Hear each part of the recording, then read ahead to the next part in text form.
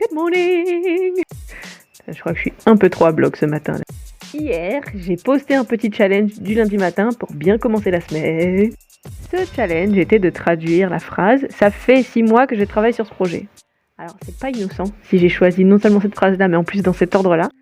C'est parce que non seulement la phrase, elle a l'air tout con comme ça, mais en plus, il y avait un petit piège à la traduction, bien évidemment.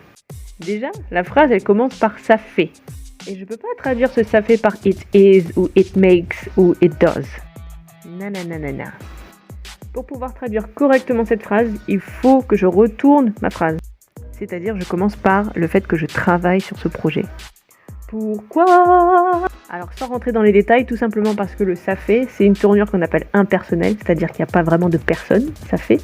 Et en anglais, c'est un peu difficile à traduire. On va donc commencer par le vrai sujet, qui est moi, qui est je. Je travaille.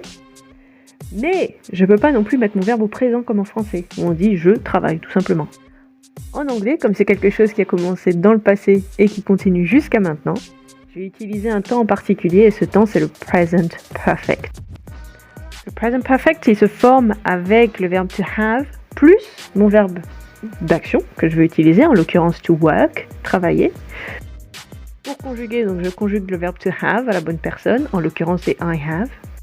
Et je rajoute mon verbe travailler, to work, avec ed à la fin, parce que c'est un verbe régulier.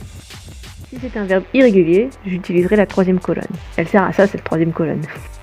Entre autres. Du coup, ça va me donner, pour commencer ma phrase, I have worked. Je peux pas dire I work dans le présent, parce que ça voudrait dire que c'est une action maintenant, que maintenant. Et je peux pas non plus dire I worked tout court, parce que ça voudrait dire que c'est passé et que c'est terminé. I have worked, en anglais, il sert justement à ça. On n'a pas ce temps-là en français, ça n'existe pas l'équivalent parfait du present perfect. Une action qui a commencé dans le passé, en l'occurrence il y a 6 mois, jusqu'à aujourd'hui. I have worked. Sur ce projet, pas de difficulté, je peux garder on this project, de qu'on traduit vraiment littéralement mot pour mot.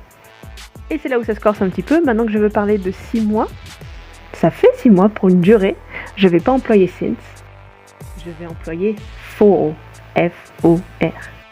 Since et for sont deux façons différentes de dire depuis. Since, ça concerne un point de départ très précis dans le temps. For, c'est pour une durée, comme dans le cas précis là. Et donc la phrase complète va être I have worked on this project for 6 months. Maintenant vous le savez, ça semble un peu plus logique, non ? J'espère en tout cas. Et ce que j'ai eu dans les commentaires, merci beaucoup Franck, c'est I have been working. Et alors là, c'est encore mieux, c'est la petite cerise sur le gâteau. The cherry on the cake. Parce que have been working, c'est effectivement très correct et en plus très adapté à la situation de maintenant. Parce que ça me permet d'insister sur la durée de l'action.